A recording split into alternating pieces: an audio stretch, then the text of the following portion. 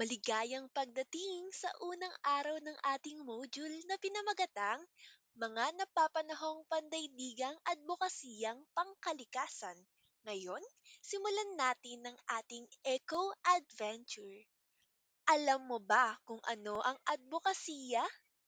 Ito ay ang iyong paninindigan para sa isang mahalagang layunin. Kapag may advokasya ka, parang sinasabi mo sa mundo, ako ay kikilos para sa mas maganda at mas luntiang bukas.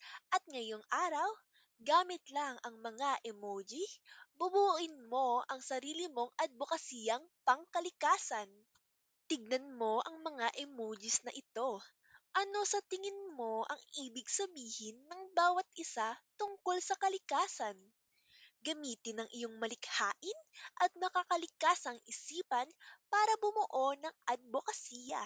Isulat mo ito sa ating online sagutan. Pero hindi dyan nagtatapos. Gumawa ng liham bilang tugon kay kalikasan. Sabihin mo kung ano ang nararamdaman mo at ano ang kaya mong gawin upang siya'y gumaling muli. Ipakita mo ang puso ng isang tunay na batang makakalikasan.